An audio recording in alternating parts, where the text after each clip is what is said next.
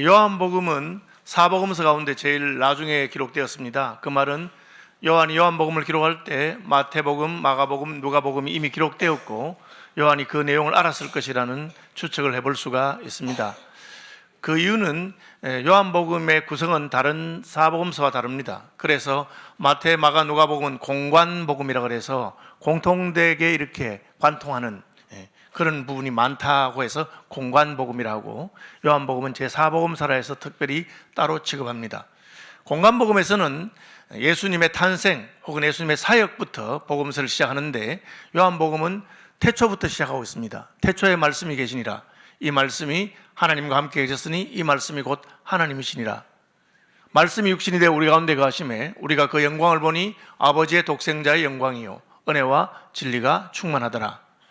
요한복음은 성육신하기 전부터, 사람으로 이 땅에 오기 전부터 예수님께서는 하나님이셨고 하나님과 함께 계셨고 천지를 창조하셨던 분인 것을 강조하고 있습니다.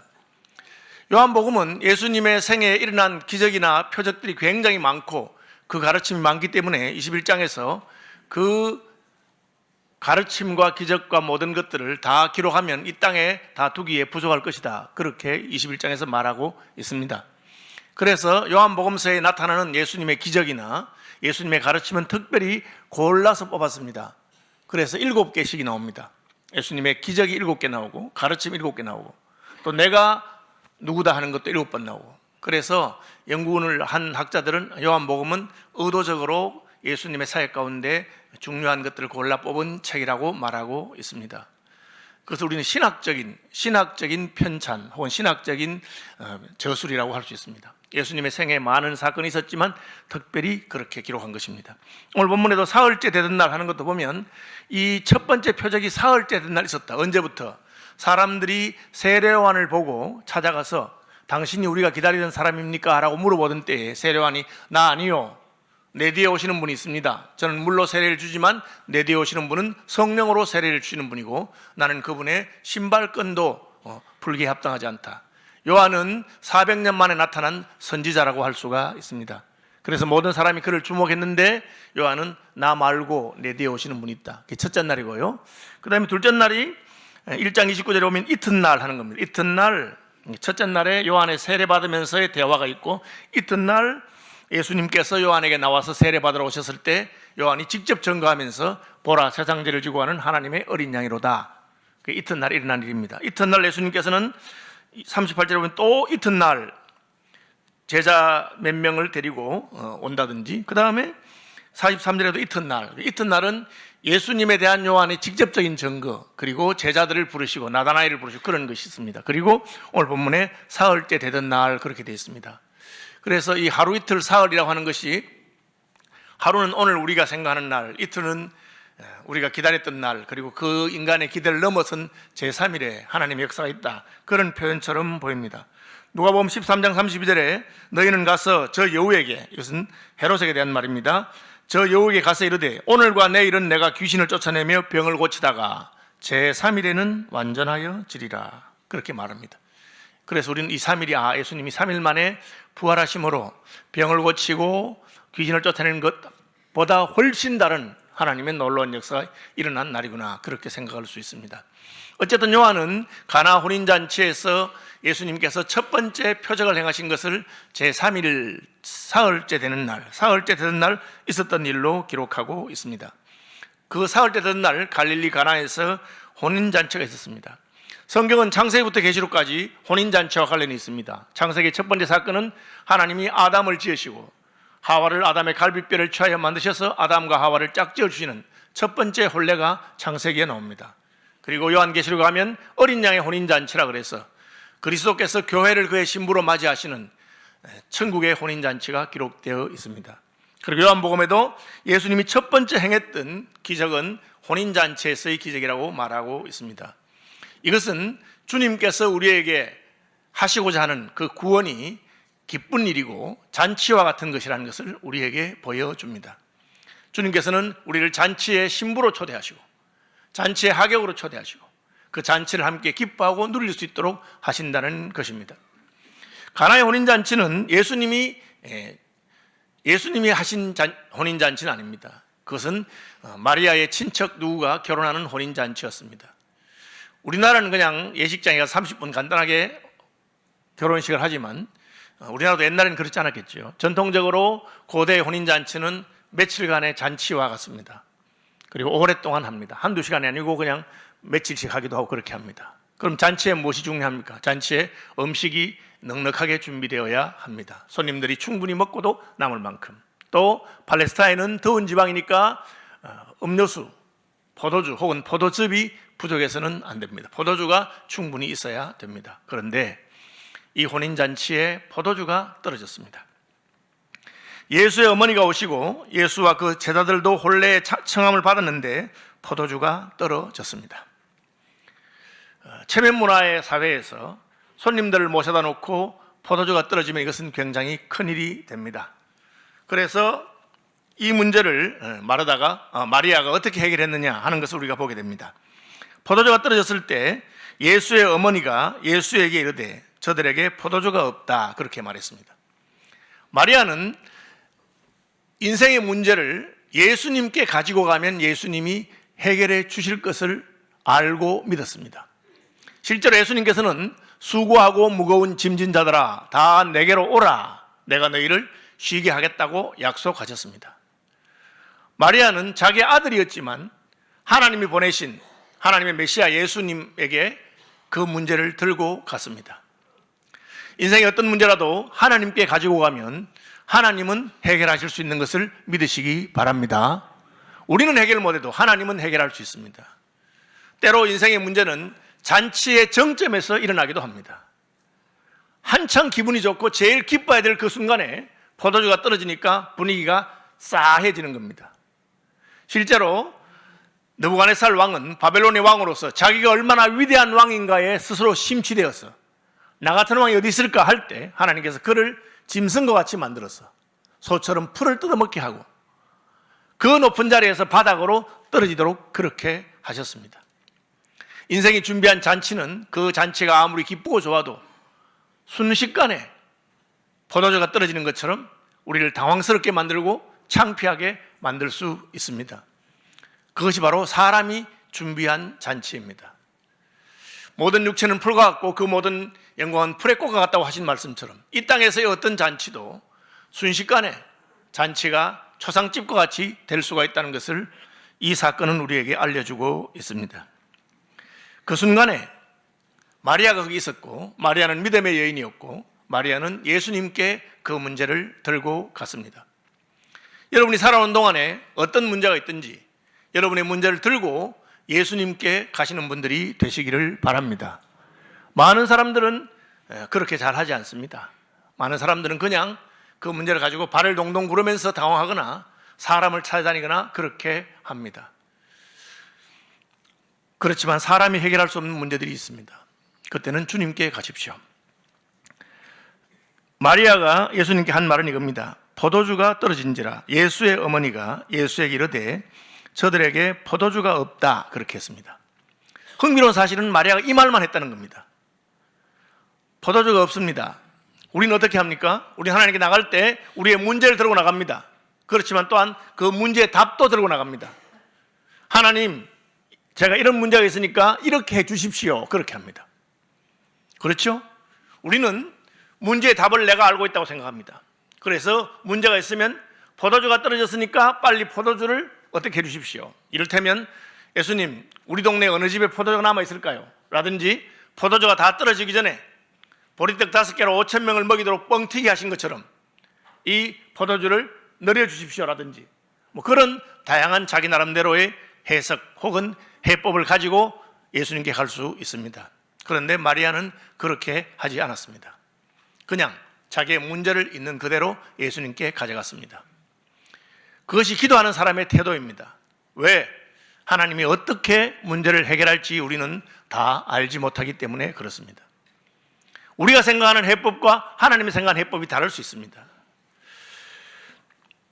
예수님께 나갔는데 예수님의 대답이 조금 시큰둥합니다. 예수께서 이르시되 여자여 나와 무슨 상관이 있나이까? 분명히 요한은 마리아에 대해서 예수의 어머니라고 했습니다. 예수의 어머니가 이렇게 말했는데 예수는 여자여 나와 무슨 상관이 있나이까. 물론 이 말은 무시하는 그런 표현은 아닙니다만은 아들로서 어머니라고 하지 않았습니다. 공사를 구분하신다는 뜻일까요? 그대가 나의 어머니라고 하더라도 나는 사적인 이유로 기적을 행하거나 사적인 이유로 사역하는 사람이 아닙니다. 왜? 오늘은 셋째 날이고 둘째 날 예수님께서 세례요한에게 세례를 받으시고 공사역을 시작하셨기 때문입니다. 이제부터 예수님은 메시아로서 사역을 시작하는데 여자여 나와 무슨 상관이 있나이까? 그 말은 예수님과 자신의 어떤 관계 때문에 그 부탁을 들어주지 않겠다는 것처럼 들립니다. 사실 가톨릭에서는 정반대 해석을 했습니다. 내 때가 아직 이르지 않았다는 말은 예수님께서 지금 기적을 행하실 마음이 없었다는 뜻인데 마리아가 부탁했기 때문에 내 때가 이르지 않았다고 해놓고 물로 포도주를 만들어 주셨다. 예수님이 어머니의 말이기 때문에 들어주었다. 그러니까 우리가 직접 하나님께 기도하는 것보다 어머니 마리아를 통해서 기도하는 것이 좋지 않겠느냐. 그래서 마리아에게 가서 기도하고 가톨릭 성당에 가면은 마리아 상이 있고 그렇게 하는 것입니다. 그렇지만 내 때가 아직 이르지 않았다는 말 앞에 있는 여자여 나와 무슨 상관이 있나이까 하는 말은 어머니이기 때문에 내가 들어줄 수 있다 그런 게 아니다 하는 것을 보여준다고 저는 생각합니다. 놀라운 사실은 그 다음에 나타난 마리아의 반응입니다. 여자여 나와 무슨 상관이 있나이까? 아직 내 때가 이르지 않았습니다. 그렇게 하니까 마리아는 마치 그 말을 못 들은 것처럼 하인들을 불러다가 무슨 말씀을 하시든지 그대로 하라 그렇게 합니다. 무슨 말씀을 한번 따라해 봅시다. 무슨 말씀을 하시든지 그대로 하라. 여기 무슨이라는 게 있죠. 무슨 말 하더라도. 사실 이 말은 예수님이 먼저 마리아에게 한 말입니다. 여자여 나와 무슨 상관이 있나이까? 여자여 나와 무슨 상관이 있나이까? 그러니까 마리아는 하인들에게 무슨 말씀을 하든지 그대로 하라 그렇게 하는 것입니다.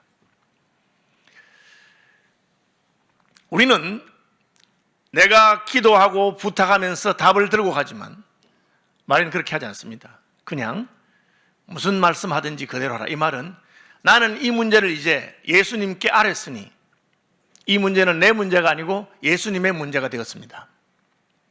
그러니까 하인들 포도주 떨어진 거 나도 알지만 이제부터는 예수님이 시키는 대로 하십시오. 그렇게 들립니다. 여러분 이것이 기도의 태도입니다. 기도할 때 이러쿵 저러쿵 해주십시오 라든지 혹은 이 문제 해결은 이것입니다 라고 하지 말고 그냥 그 문제를 그대로 주님 앞에 내어 놓는 것입니다. 그러니까 예수님께서는 반응하셨습니다.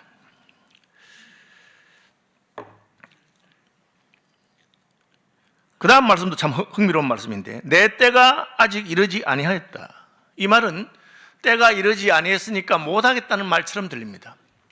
사실 요한복음에는 이 내 때가 이르지 아니한 것, 때가 이르지 아니한 것과 관련된 몇 가지 병행구절이 있습니다. 7장 6절에 보면 예수님께서 초막절에 예루살렘에 올라가시는 장면과 관련된 것인데 형제들이 물어봅니다. 명절이 되었는데 초막절이 유대인의 3대 절기 중에 하나입니다. 예루살렘에 올라가시지 않느냐고 그렇게 물어보는데 예수님이 아직 내 때가 되지 않아서 안 올라간다고 그렇게 말씀하셨습니다. 그런데 안 올라간 게 아니고 며칠 있다가 올라가셨습니다. 초막절을 마칠 때쯤 돼서. 그러니까 요한복음에서 내 때라고 하는 것은 긴 기간이 아니라 아주 섬세한 정확한 타이밍과 관련이 되어 있다는 것을 알 수가 있습니다. 예수님이 사랑하시던 나사로라고 하는 분이 있습니다. 3남매가 살고 있는데 베다니에 살고 있었고 베다니는 예루살렘에서 가까워서 예수님이 예루살렘을 방문하실 때는 베다니에 있는 나사로의 집에서 자주 머물렀습니다. 그런데 이 나사로가 아파서 죽을 지경입니다. 동생들이 예수님에게 급하게 사람을 보내서 연락을 했습니다. 예수님 큰일 났습니다. 우리 오빠 나사로가 지금 병이 들어서 죽으려고 하는데 늦기 전에 오셔서 고쳐주십시오. 예수님께서는 그 부탁을 들으시고는 빨리 가지 아니하시고 며칠을 더 유하셨습니다. 이상하죠? 지금 사람이 죽어간다는데 빨리 가야 되잖아요. 그런데 안 가고 며칠을 더 유하셨습니다. 며칠 있다가 제자들에게 이렇게 말씀하셨습니다. 내 친구 나사로가 잠이 들었구나. 제자들은 뜻도 모르고 사람이 되게 아프면 잠도 잘 못 자잖아요. 잠들었다 하니까 좀 나았는가 보다. 아프다고 하더니만 잠들었다고 하는 거 보니까 이제는 나으려고 하는가 봐요. 그러니까 예수님이 분명하게 말씀하셨습니다. 나사로가 죽었느니라. 지금 병들어서 죽어가는데 빨리 와라 하는데 예수님은 가지 않고 기다리고 계십니다. 무엇을 기다리죠? 나사로가 죽을 때까지 기다립니다. 그리고 나사로가 죽자 제자들에게 나사로에게 가자 그렇게 하신 것입니다. 왜 그러셨을까요? 주님께서는 하나님의 때를 생각하고 계셨습니다. 예수님은 지금 예루살렘에 올라가셔서 십자가를 지고 죽으셔야 됩니다. 이번에는 예수님께서는 병든 나사로를 고치는 것이 아니라 죽은 나사로를 살리기를 원하셨습니다. 왜? 자신이 십자가에서 죽으실 것이고 죽은 다음에 다시 살아날 것이기 때문에 그렇습니다. 나사로의 집에 가니까 마르다가 울고 있다가 예수님을 보고 아이고 예수님 좀 일찍 오시지. 왜 이제 오셨어요? 조금 일찍 오셨으면 오라버니가 죽지 않았을 터인데 그렇게 말하니까 예수님이 나는 부활이요 생명이니 나를 믿는 자는 죽어도 살겠고 무릇 살아서 나를 믿는 자는 영원히 죽지 아니하리니 이것을 내가 믿느냐? 여러분 믿으세요? 그러니까 말하다가 믿지요. 예수님 믿지요. 그러니까 고쳐달라고 보낸 거 아니겠어요, 사람을? 그래도 오실 거 좀 일찍 오지. 이제 죽어버렸어요.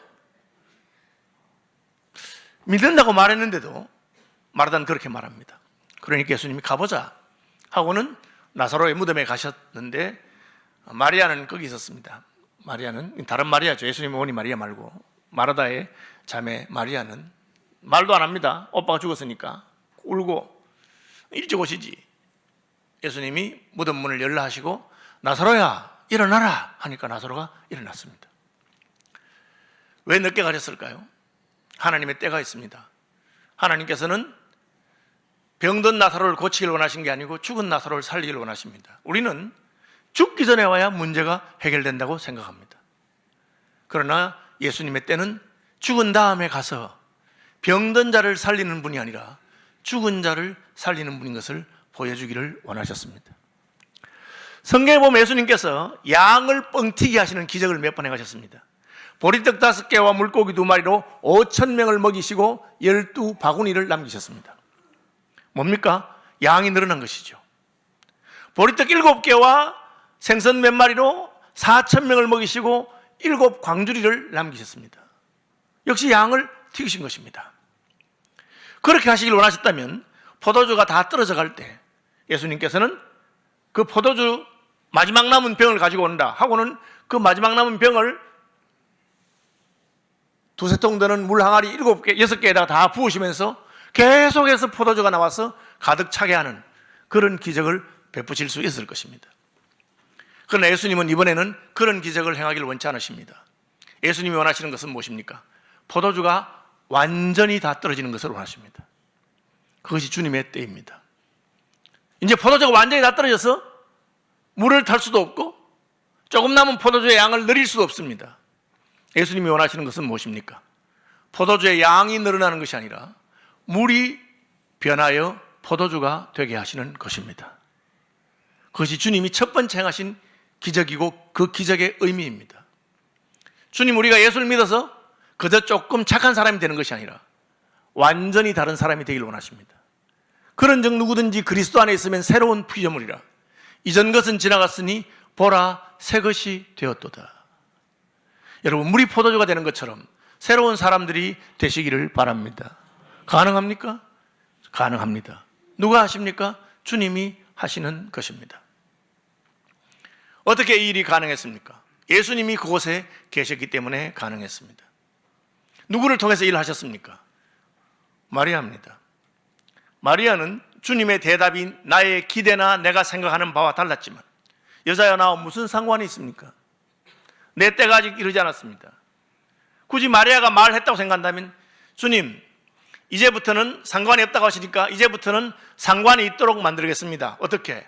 이 문제를 주님께 드리니 주님께서 알아서 해결하십시오. 저는 이 문제에 관한 답이 없습니다. 주님이 찢이든지 뽑든지 잡아먹든지 알아서 하십시오.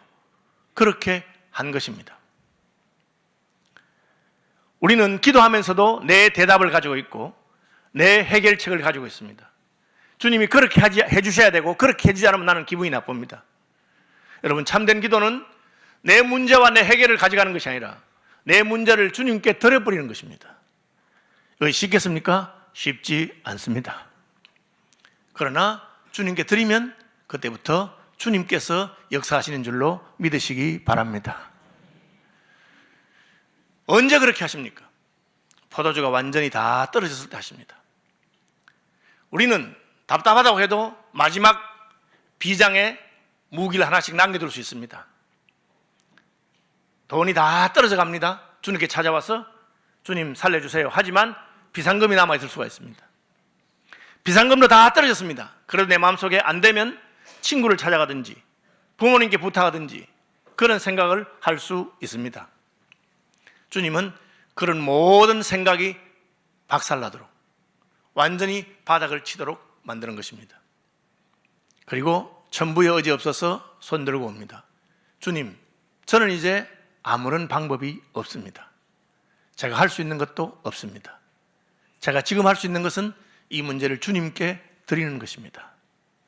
여러분, 여러분의 문제를 주님께 드리시기를 바랍니다. 그것이 마리아가 우리에게 보여주는 믿음과 기도입니다. 하나님, 이 문제를 주께 드립니다. 쉽겠습니까?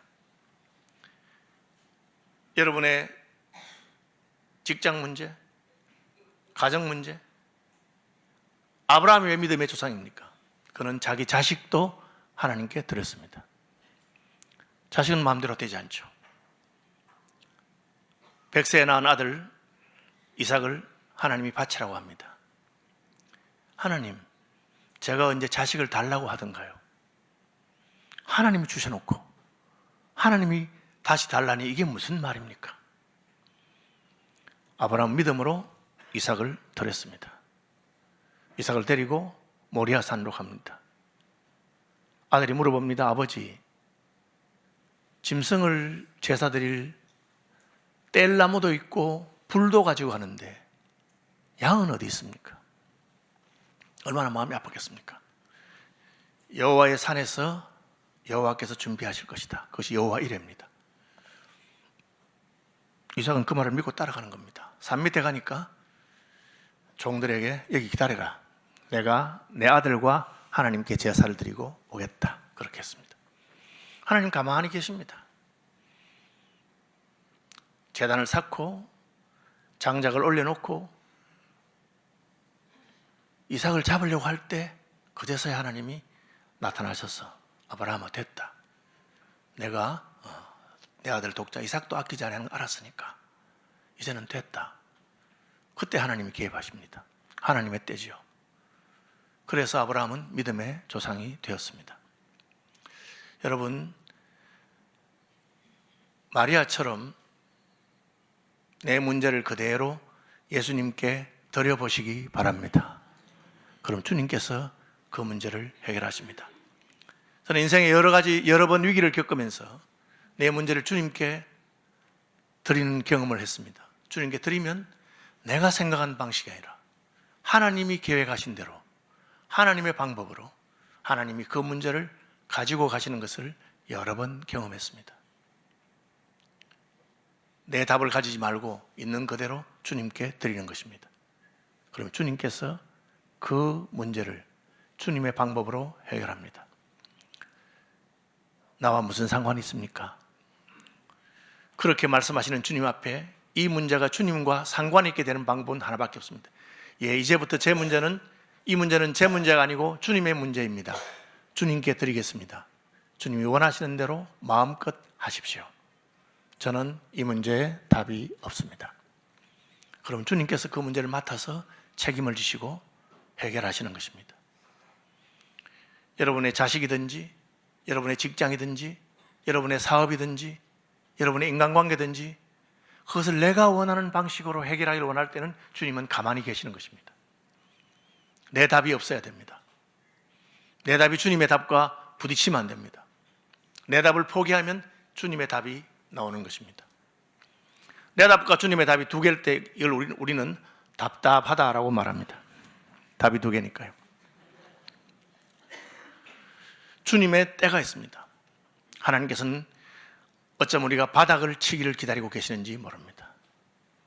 그야말로 아무 방법이 없어서 전부의 의지 없어서 손들어 봅니다. 그때 주님이 역사하십니다. 이것을 우리는 믿음이라고 합니다. 마리아는 믿음이 무엇인지 기도가 무엇인지를 우리에게 보여주었습니다.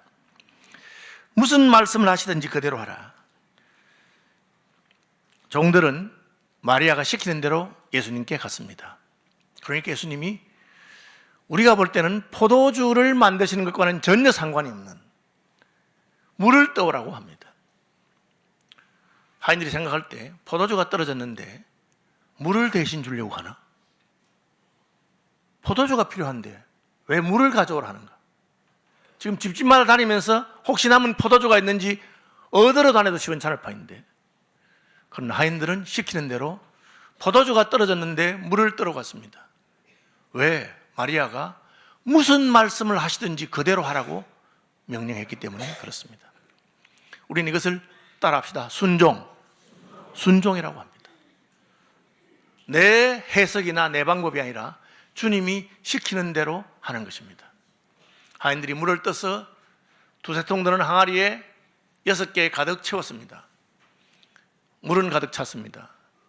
이제는 예수님 뭐라고 하십니까? 물을 떠서 연회장에게 갖다 주라, 그렇게 말합니다. 언제 물이 포도주가 되었을까요?